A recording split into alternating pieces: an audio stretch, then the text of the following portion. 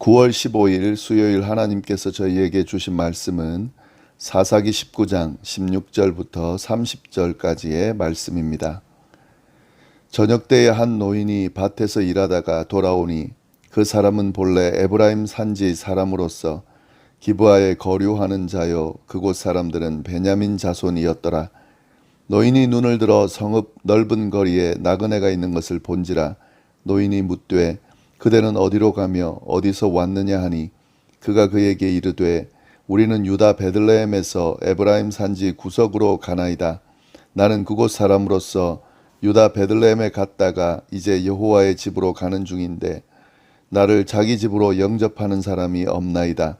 우리에게는 나귀들에게 먹일 집과 여물이 있고 나와 당신의 여종 당신의 종인 우리들과 함께한 청년에게 먹을 양식과 포도주가 있어 무엇이든지 부족함이 없나이다 하는지라.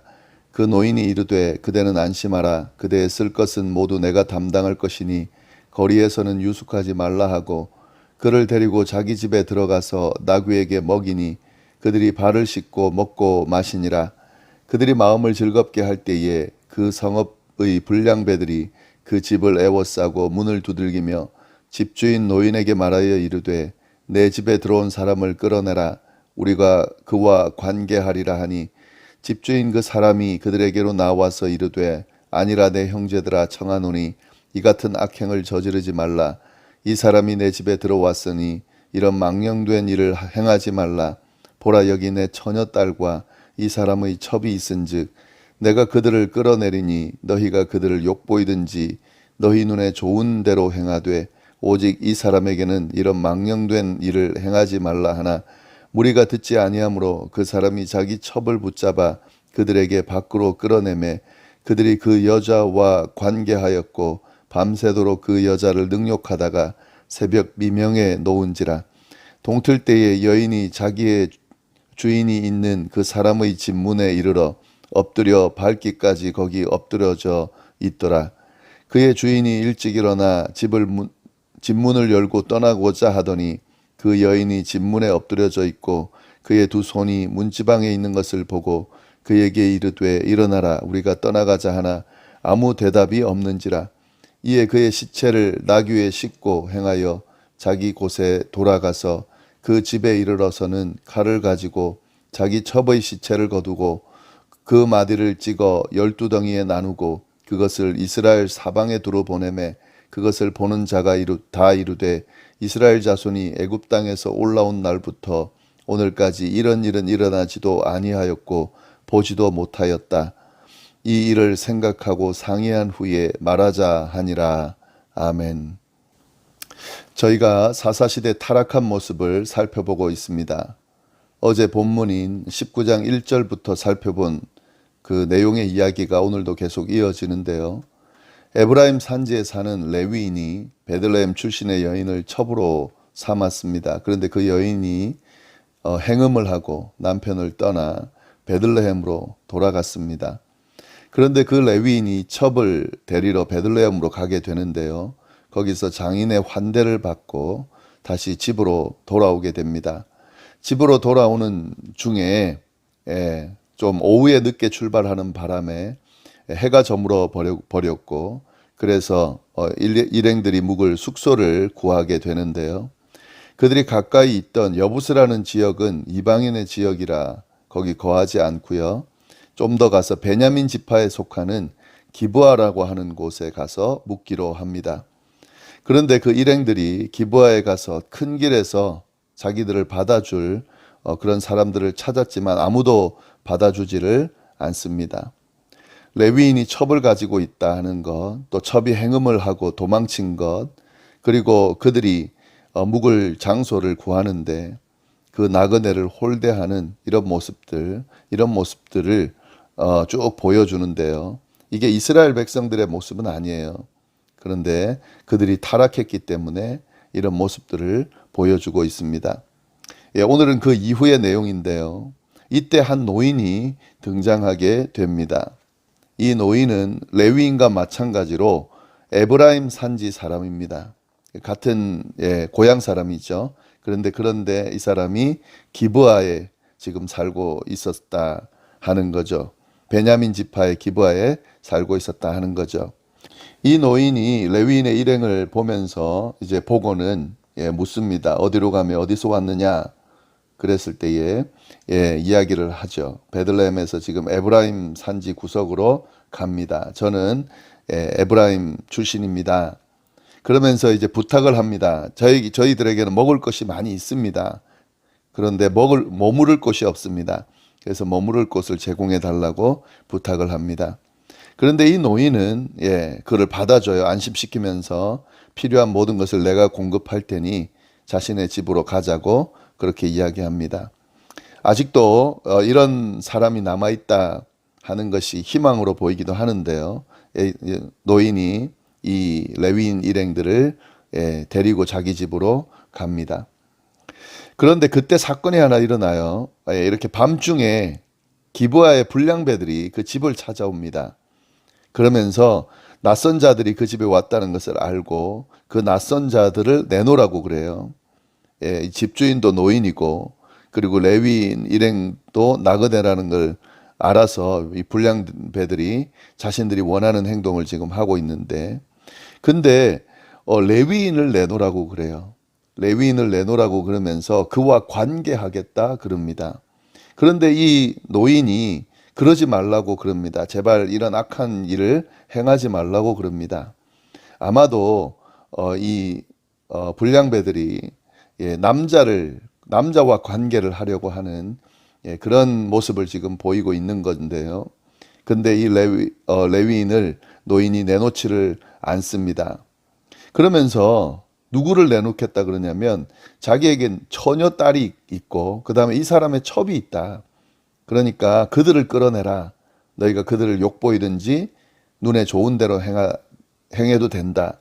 그런데 이 레위인에게는 그런 망령된 일을 행하지 말라. 이렇게 이야기를 합니다. 그러니까 노인이 레위인을 보호하려고 하는 거죠. 근데 참 안타까운 것은 레위인은 보호하려고 하는데 이 자신의 딸 아니면은 레위인의 첩은 내서 막 능욕해도 된다라고 내주려고 하는 그런 분위기라는 거죠. 참 이게 사실은 오늘날로 하면은 정말 말이 안 되는 이야기가 지금 되어지고 있습니다. 그리고 동성애도 아니죠. 동성 간의 관계를 하려고 하는 이 모습도 이 타락의 극치의 모습을 정말 보여주고 있습니다. 그럴 때에 그 말을 듣지 않고 이 불량배들이 계속 밀고 들어오려고 하니까 그때 어떤 일이 일어나냐면은요. 25절 한번 보시면은요. 무리가 듣지 아니하므로 그 사람은 누구냐면 레위인이에요. 레위인이 자기 첩을 붙잡아 그들에게 밖으로 끌어냈다는 거죠. 이 위기를 모면하기 위해서 자신의 첩을 끌고 나가서 그 불량배들에게 내줍니다. 직접 하는 거죠. 그들이 와서 잡아간 게 아니라 이 레위인이 직접 그 첩을 붙들어서 밖으로 끌어냈다는 거죠. 그래서 이 불량배들이 그 여자를 데리고 가서 관계하면서요. 밤새도록 능욕합니다. 그리고 새벽에 놓아줍니다. 이것도 정말 말이 안 되는 행동을 하고 있죠. 이 레위인의 행동이 정말 그냥 상식적이지도 않고 인간으로서 할 수 없는 그런 행동들을 하고 있습니다. 지극히 자기중심적인 자기 마음대로 행동하고 있는 모습이 보이죠. 이제 그렇게 됐는데요. 26절 동틀 때에 이제 아침이 됐죠. 여인이 자기의 주인이 있는 그 사람 집의 문에 엎드려져 밝기까지 거기 엎드려져 있다가 결국에는 죽죠.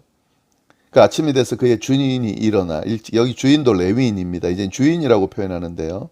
그 주인이 일찍 일어나 집 문을 열고자 이제 떠나고자 한다는 거죠. 이 첩은 거의 신경을 안 쓰고 있는 모습이에요. 그래서 이제 떠나고자 문을 딱 여니까 그 여자가 엎드려져 있는 거죠. 그러자 이제 이 레위인이 그 여인에게 일어나라 떠나자 이렇게 깨웁니다. 아무렇지도 않은 거죠 지금. 근데 아무 대답이 없는 거죠. 왜냐하면 죽었기 때문에 그렇습니다.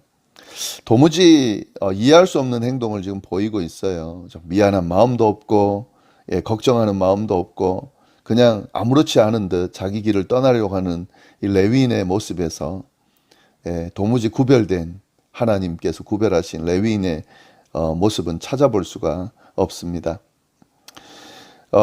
그러고 이제 떠나요. 시체를 나귀에 싣고 자기 집으로 돌아갑니다. 그런데 그 다음 행동도 참 이게 안타까운, 참 이해할 수 없는 행동을 합니다. 뭐라고 되어 있는지 29절 보시면, 그 집에 이르러서는 칼을 가지고 자기 첩의 시체를 거두어서 그 마디를 찍어 12덩이로 나누고 그것을 이스라엘 사방에 두루 보냅니다. 이 행동은 너무 엽기적인 일이에요. 자기 그 첩에 시체를 잘라가지고요, 12덩이로 그것도 잘라서 이스라엘 전역에 보냈다 하는 거죠. 도무지 첩에 대한 애정이나 자기에 대한 반성의 모습을 찾아볼 수가 없습니다. 지금 이 복수하겠다는 마음이 지금 강한 거예요. 예.